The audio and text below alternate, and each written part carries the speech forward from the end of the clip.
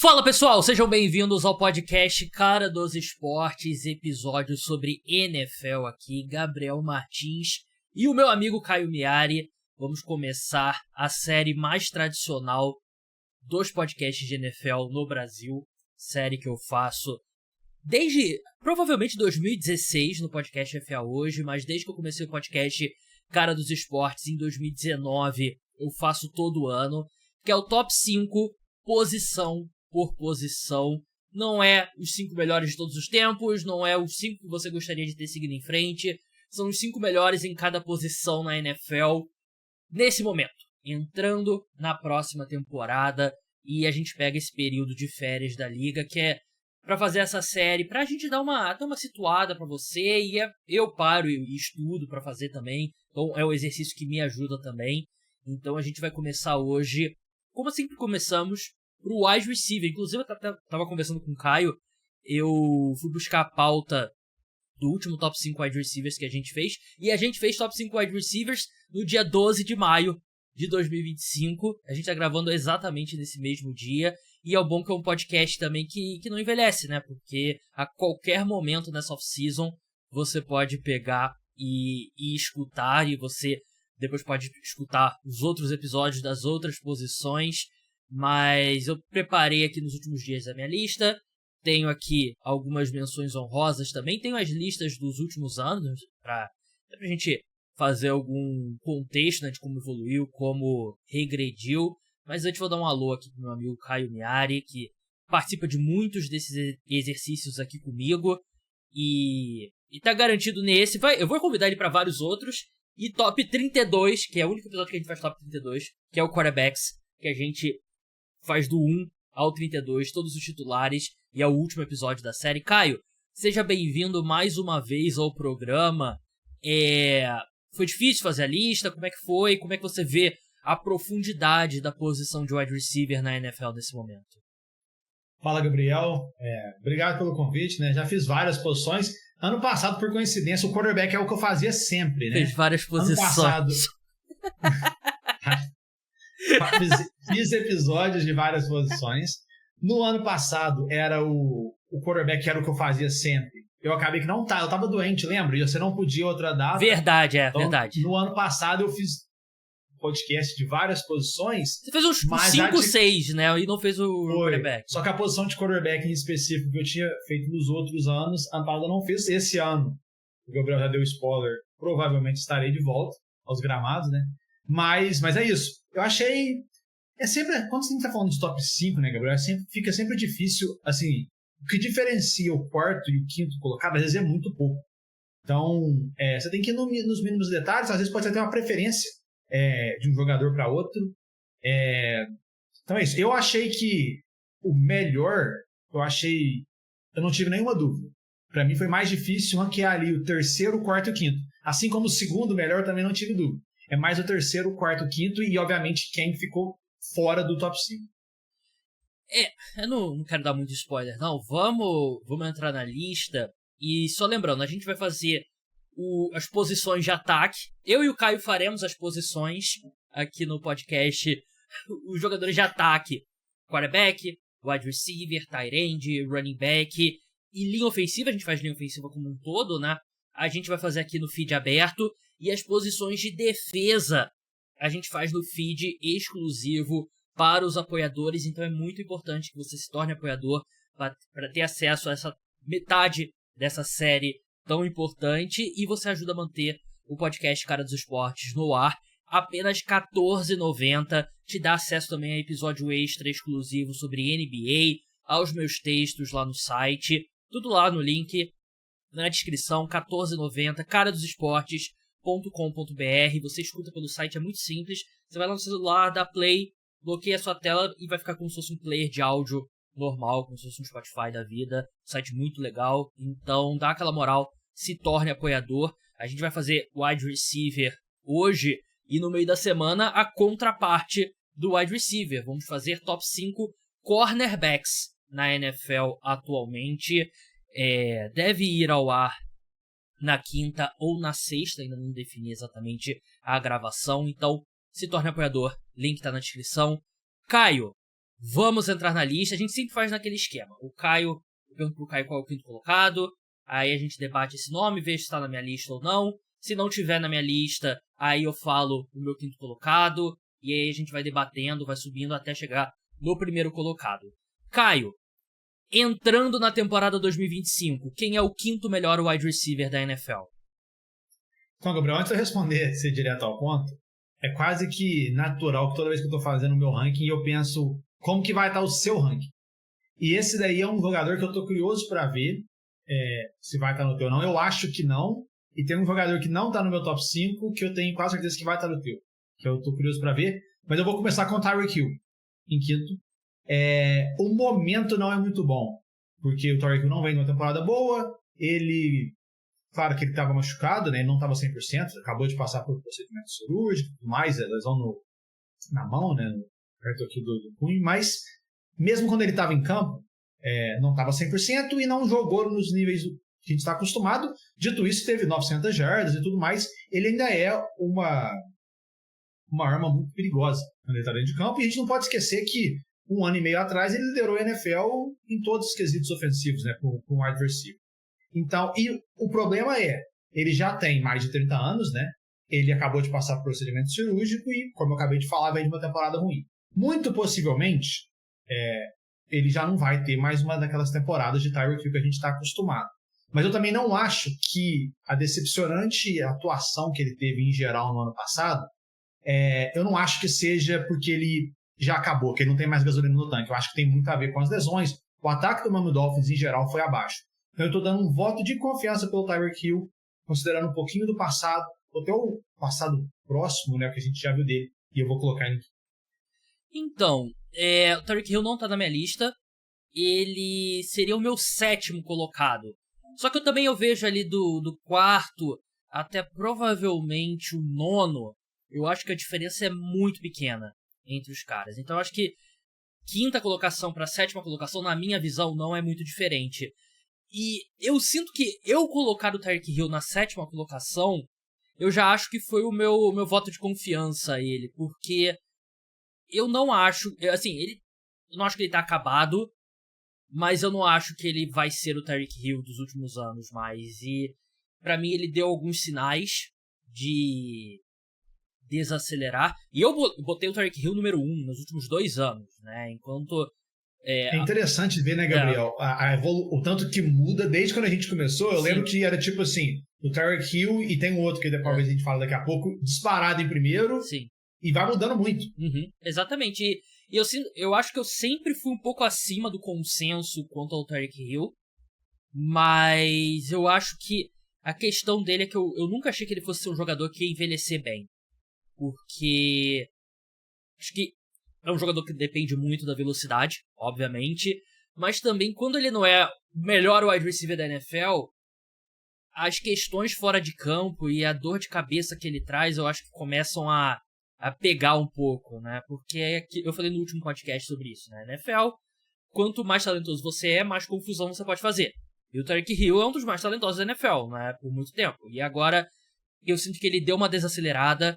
Aí ele pede troca pro Miami Dolphins, aí volta atrás, aí volta atrás, aí volta atrás de novo, e aí questões fora de campo. Então eu acabei colocando o Tyreek Hill na 7ª colocação, mas é o que você falou também, né? Acho que os números dele caírem é a lesão, obviamente, mas também é o ataque dos Dolphins caindo um pouco de nível. Eu acho que o meu 5º colocado não vai estar na sua lista, Caio. Eu também acho que não. Eu acho que eu sei quem que é o seu, mas ele não vai estar na minha lista.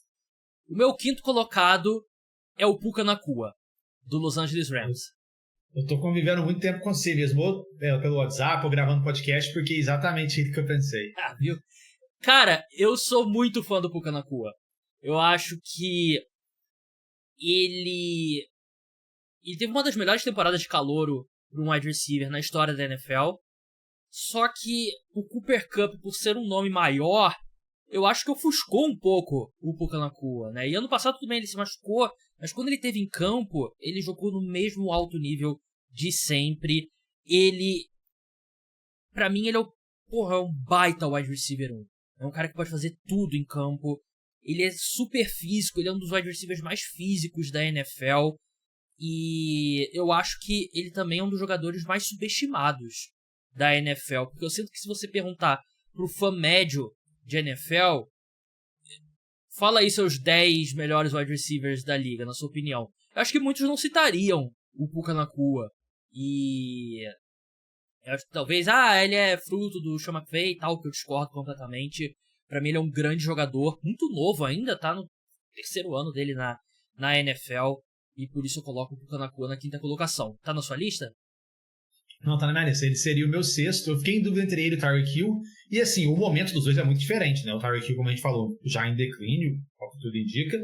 E o Puka Nacua, a gente viu a temporada de calor que ele teve, que foi brilhante. Ano passado, as médias dele foram muito boas, só que ele também machuca. Então, o total, ele não termina nem com 1.000 jardas, por exemplo. Mas as médias continuam muito boas. Quando ele tá em campo, ele é uma peça muito, muito, muito importante para o sistema do Sean McVay. O Davante Adams chegou nos Rams esse ano para ser o número 2. O Puka Nacua vai ser o cara que vai estar movendo o time. O Davante Adams, nessa altura da carreira dele, ele é mais um encaixe pontual, porque ele é muito bom em algumas situações específicas, ele não tem a mesma explosão, mas o Puka, como você falou, ele é um cara... É difícil achar um defeito em relação a ele. Eu acho que o Davante Adams, desculpa te interromper, Caio, é que eu acho que o Davante Adams ele vai substituir muito a produção do Cooper Kupp no slot, né, eu imagino. E o Puka Nacua vai continuar no papel dele, né. Exatamente. Se tem uma coisa, talvez, no Puka Nacua que a gente não viu ele ainda fazer na NFL, é marcar um tanto de touchdown. Ele não tem, uma temporada com 10 touchdowns ainda ou algo do tipo. Talvez o Davante Adams até tenha mais touchdowns que ele, porque é uma das especialidades do Davante Adams.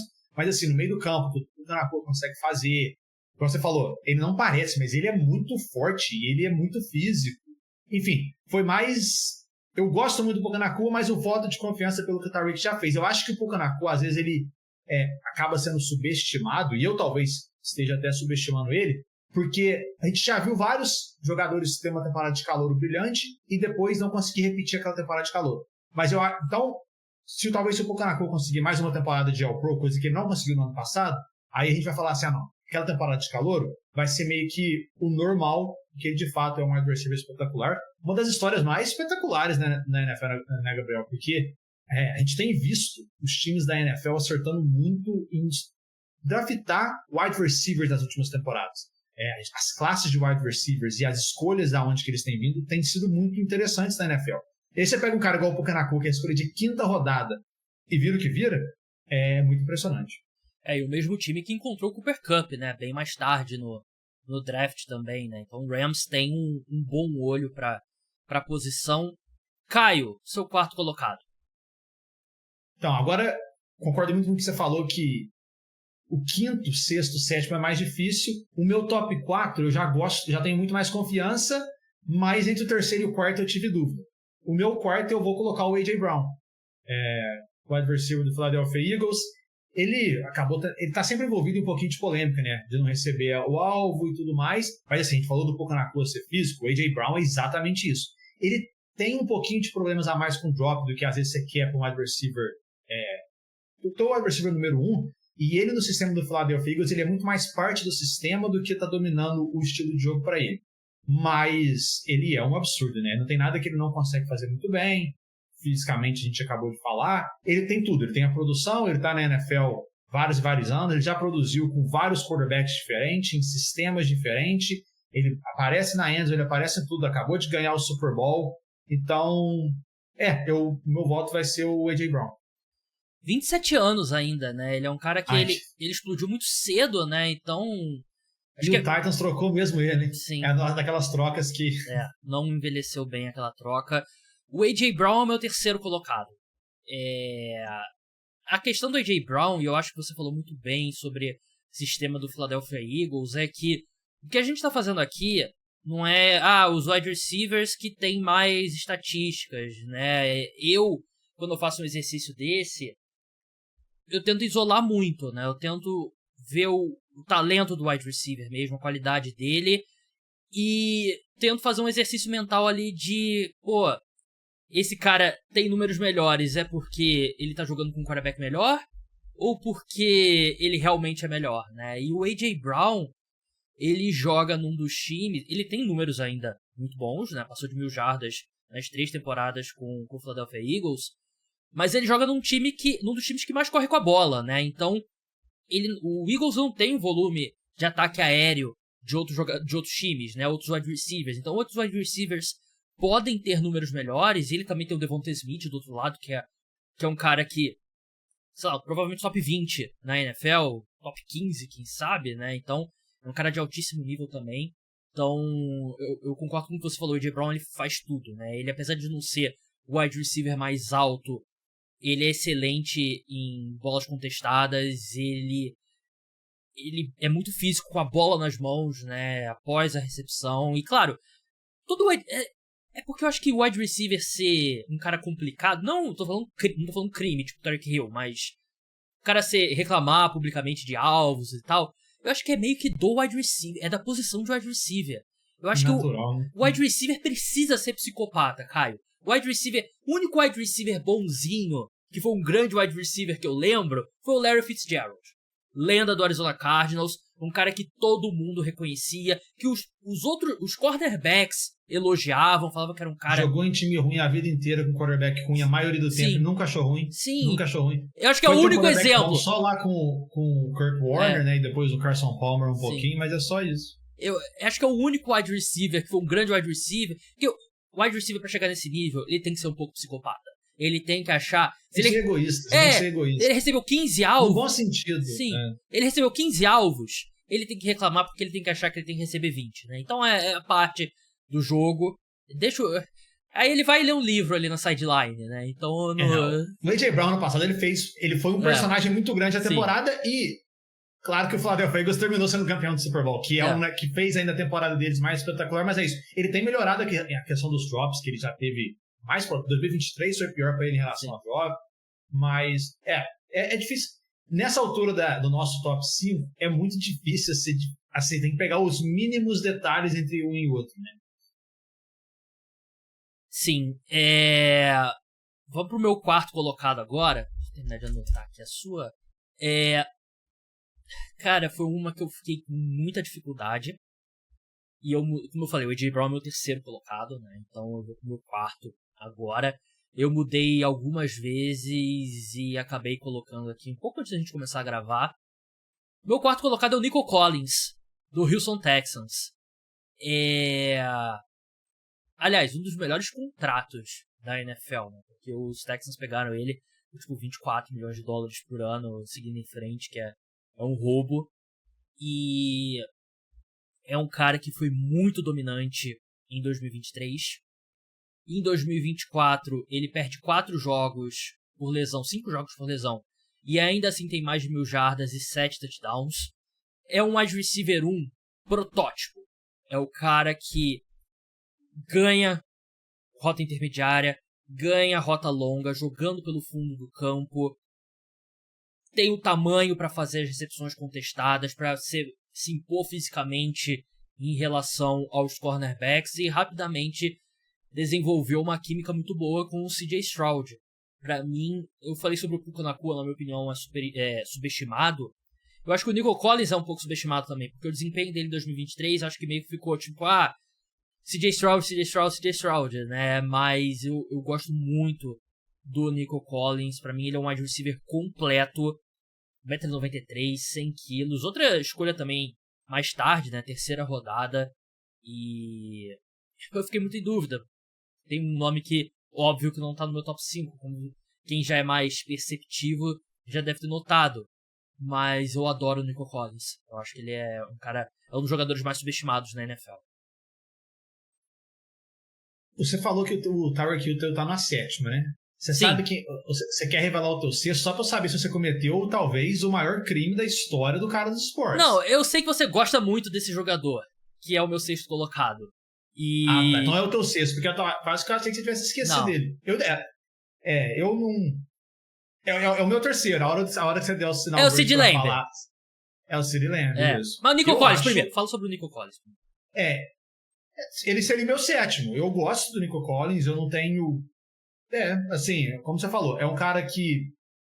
Todo quarterback, quando ele explode na NFL, que ele vai virar uma estrela, como é o caso do C.J. Stroud, principalmente no ano de calor, ele precisa de ter um alvo muito confiável que consegue elevar o ataque e elevar o time junto com ele.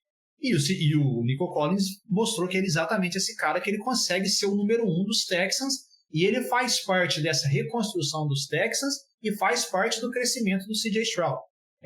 Como você falou, bolas longas é um absurdo que ele faz, muito explosivo. Ele é até menos egoísta do que esses outros caras que a gente já falou, sabe, Gabriel? Esses outros maiores personagens, talvez até falte isso um pouquinho pro Nico Collins, mas é assim, é meio que o wide receiver perfeito, né? Se você olhar a situação contratual dele, faz ele ficar mais perfeito ainda. Eu tenho um dos caras que eu mais gosto de ver jogar. Eu acho que já chegou um ponto que a gente não chama ele mais de subestimado, porque a gente já chamou o Nico Collins tanto de subestimado, que agora ele já virou, todo mundo já reconhece de fato o quanto ele é bom, e acho que o Stroud chegar muda um pouquinho o patamar dos Texans com o Nico Collins fazendo parte disso. Então é um cara que eu gosto muito, eu só não consigo em nenhum cenário no mundo, nenhuma realidade, nenhum multiverso, colocar ele à frente do CeeDee Lamb. Nenhum. Posso fazer minha justificativa? Pode. Assim, não é como se eu odiasse o CeeDee Lamb, né? Porque ele é o meu sexto colocado, né? Então, a minha questão sobre o CeeDee Lamb, Caio, da onde que o CeeDee Lamb mais faz estrago? De qual alinhamento?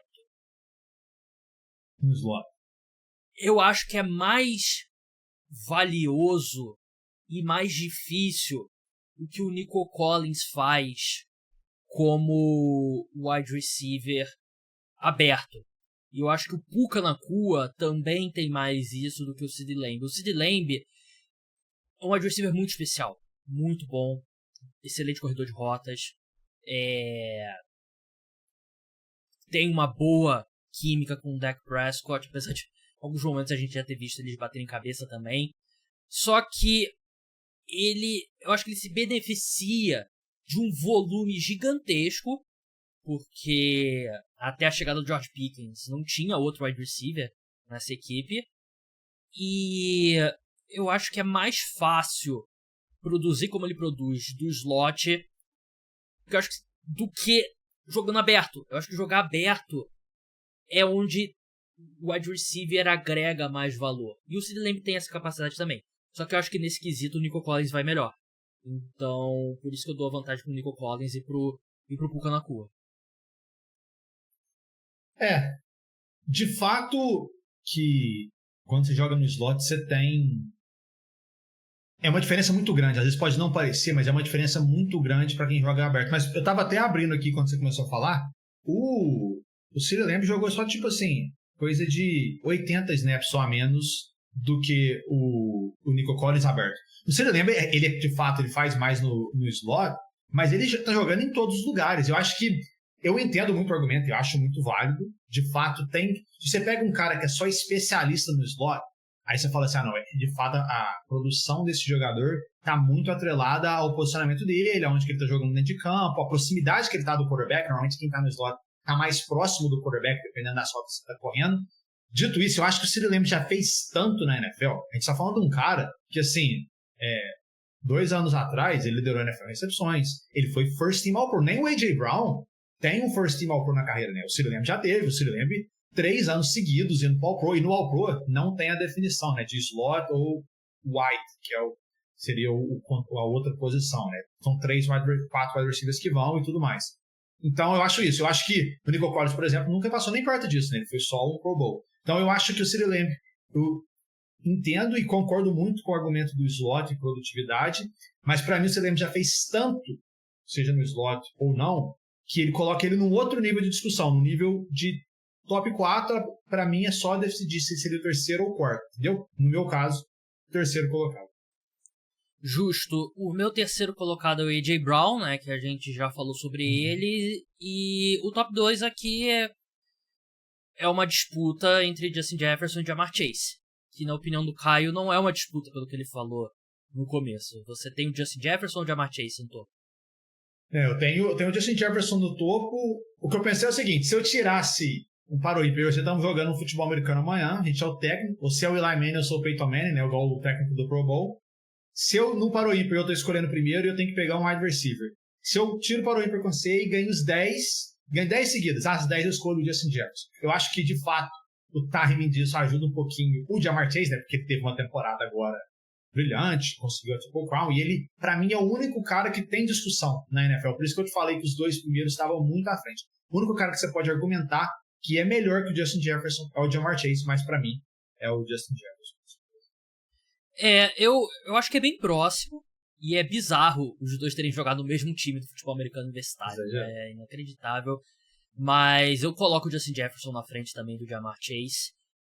Eu acho que o Justin Jefferson... O Ja'Marr Chase tem números melhores, né, recentemente, né? Até porque o Justin Jefferson teve um ano que ele se machucou, né, 2023. Mas aí volta aquilo que eu falei, né? O quanto que os números do cara são melhores porque ele é melhor e quanto que é porque um tem o Joe Burrow passando a bola e o outro tem o Sam Darnold e o Kirk Cousins, né? Eu acho que o Justin Jefferson tem que ter uma correção aqui, né, nos números, né? E eu acho que o Chase, eu acho ele um jogador melhor após a recepção que o Justin Jefferson, mas eu acho o Justin Jefferson um corredor de rota melhor. Eu acho que ele é mais técnico nesse ponto que o Chase. Eu acho que os dois têm uma velocidade bem similar. Eu acho que os dois são excelentes em recepções contestadas, mas eu dou um pouquinho de vantagem pro Justin Jefferson, né? Porque ele se mostrou um pouco mais à prova de quarterback, né? Enquanto o Ja'Marr Chase... Ele teve números bons também quando o Joe Burrow se machucou, se não me engano, né? Mas eu coloco a vantagem aqui pro... Eu gostaria que a gente discordasse, não? Acho que seria um podcast mais legal, mais divertido, mas eu vou de Justin Jefferson aqui. Eu acho que ele eu acho que ele leva uma vantagem técnica. Eu não acho que o Ja'Marr Chase é um corredor de rotas tão refinado quanto o Justin Jefferson. Não, acho que esse é um diferencial. E outra questão do quarterback. Desde que o Justin Jefferson chega na NFL, ele já teve 6 quarterbacks titulares diferentes. E ele tem 1000 temporadas em todas as temporadas. E não é que ele é assim, 1000 jardas em todas as temporadas. E não é que é assim, 1000 jardas e pronto. Essa temporada que a gente acabou de ver do Ja'Marr Chase, que ele lidera a NFL em recepções, jardas recebidas e recepções para touchdown, o Justin Jefferson teve uma muito parecida 2 anos atrás, né? Na temporada de 22, ele lidera a NFL em jardas recebidas e em recepções também. Ele tem só, entre aspas, 8 touchdowns naquele ano, mas é algo muito parecido e ele acaba até levando o Offensive Player of the Year. Eu acho que é isso, Gabriel. Eu acho que o Ja'Marr Chase já teve um pouquinho mais de problema com o drop do que o Justin Jefferson, apesar que de modo geral os dois, obviamente, são muito confiáveis. E é aquele negócio, eu acho o Justin Jefferson mais técnico, talvez o Ja'Marr Chase seja mais explosivo, mas de uma forma geral por ser mais completo. E o critério de desempate talvez ser quarterback, um tem o Joe Burrow, pelo menos pela maioria da carreira, e o outro tem uma variação aí muito diferente, vai ter agora mais um novo, né, com o J.J. McCarthy. Eu acho que eu prefiro ter o Justin Jefferson no meu time. E dito isso, você vai concordar comigo que se o exercício aqui fosse quem vai ter os melhores números em 2025, seria o Ja'Marr Chase, de longe, né? Por conta, os Vikings vão ter um quarterback novo e... Enfim, a tendência é que o Ja'Marr Chase tenha números bem melhores do que o Justin Jefferson, né? Mas não é aqui o que a gente tá discutindo. Agora, Gabriel, uma coisa que eu te falo. Se o Justin Jefferson tiver de novo... se o Ja'Marr Chase tiver de novo uma Triple Crown e liderar a NFL em todos os quesitos importantes, no próximo dia 12 de maio de 2026, né, que você já me convidou para fazer o top 5 de wide receivers do ano que vem, no dia 12 de maio, aí eu acho que a gente vai ter que fazer uma mudança. Mas, por enquanto, acho que o Justin Jefferson. Vai ser uma terça-feira, inclusive, tô olhando aqui, é um bom dia para gravar podcast, né? Então pode botar na sua agenda aí, vou botar na minha agenda aqui já. Caio, eu fiz até o 11º aqui a lista, e eu vou passar aqui a gente sempre gosta de passar pelas menções honrosas, né? Como eu falei, o CeeDee Lamb é o meu 6º colocado, Tyreek Hill, meu 7º colocado. Eu tenho um que, se você quiser me acusar de clubismo, você pode acusar. Eu botei o Malik Neighbors na 8ª colocação. Não, meu 8º também. Aí. Meu 8º também foi o Malik Neighbors. Na verdade, eu coloquei um 8A e 8B com ele e o Brian Thomas, Jr. do wide receiver do Jacksonville Jaguars. Entraram no mesmo ano, né? Enfim. O Malik Neighbors... Parceiros de time, né? Parceiros de time no college. O que a gente falou, né, sobre diferença de quarterback, né? O Malik Nabers, a produção que ele teve, né? Com, enfim, o cadáver do Daniel Jones e, enfim, eu acho que ele fez um ano espetacular, eu acho que tem um potencial absurdo. O meu 9º colocado não é o Brian Thomas Jr., é o Amon-Ra St. Brown, do Detroit Lions. Meu 10º é o Brian Thomas Jr., e 11ª colocação, eu dei um voto aqui de respeito no Davante Adams, que eu não acho que ele tá acabado. A sensação que ele dá quando ele muda de times algumas vezes e tal, pô, o Davante Adams tá acabado. Eu não acho. Eu vi o Davante Adams jogando ano passado, pra mim. Claro, ele não é ápice Davante Adams, mas ainda é um wide receiver de altíssimo nível. Então, meu 11º. Daí você entra em caras como Mike Evans, DK Metcalf, Terry McLaurin, Garrett Wilson. Mas eu coloquei o Amon-Ra St. Brown na 9ª colocação, na frente do Brian Thomas Jr. Eu posso falar a verdade, Gabriel, depois que eu fiz o top 5, e aí eu não colocaria o Amon-Ra St. Brown no meu top 5, eu até esqueci de colocar ele nas minhas menções honrosas. Eu provavelmente colocaria ele até à frente do Malik Nabers, para ser muito sincero, tendo em vista já o que ele fez. Eu acho que eu colocaria tipo o Puka Nacua em 6º, ficou o meu, né, o Nico Collins em 7º, e depois provavelmente o Amon-Ra St. Brown ali em 7º ou 8º. Desses todos que você falou, o único que eu coloquei aqui que você não estava na tua lista é o Jackson Smith-Njigba, do Seattle Seahawks, que é um cara muito promissor, né? A gente teve 2 anos atrás. Ele vem só melhorando, bateu 1.000 jardas na temporada passada, e agora ele vai ter uma oportunidade de ser de fato o número 1, né? Com a saída do DK Metcalf. Ele pode ser um cara que vai ter uma produção absurda nesse novo ataque do Seattle Seahawks, e quem sabe vai virar aí um top 10 com certeza. Ele também apareceu nas minhas menções honrosas ali, 11º, 12º. Justo. Caio, muito obrigado pela sua participação. Sigam ele lá no @CaioMiari, leiam os textos dele lá no The Score. E se o texto não foi escrito por ele, foi editado, porque ele é o editor do The Score. Caio, um grande abraço. Vou te liberar antes do jogo do Santos. Falta bastante ainda, imagino. Falta bastante, né? Um grande abraço, Caio, e até nas próximas semanas a gente vai conversar bastante aqui no podcast. Com certeza, Gabriel. Eu tô muito feliz hoje, começou bem, o Ancelotti para a seleção brasileira, gravei o podcast, mas daqui a pouco o Santos acaba com a minha tristeza do dia. Mas muito obrigado pelo convite, sempre bom participar aqui, ainda mais do top 5, top 10, top 32, o que for dessas posições aqui do Cara dos Esportes. Grande abraço para quem ouviu a gente também.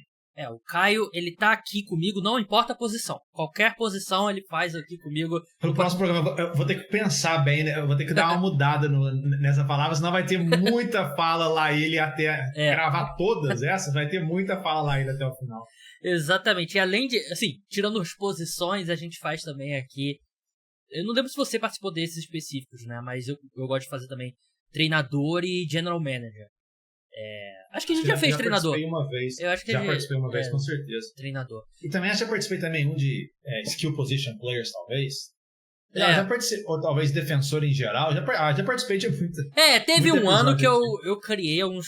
É porque essa época do ano é muito parada, né? Você tem que dar um gás aí, tem que usar um pouco a criatividade pra arrumar assunto no podcast. Mas muito obrigado a todos. Se torne apoiador. Essa semana já tem episódio Top 5 Cornerbacks, tem episódio de NBA. Vai ter um episódio extra essa semana, né? Vai ter um hoje ainda falando sobre a loteria do draft, né? Que acontece nessa segunda-feira à noite. Vai ter no final da semana também falando sobre os playoffs. Então, um grande abraço a todos. Tchau!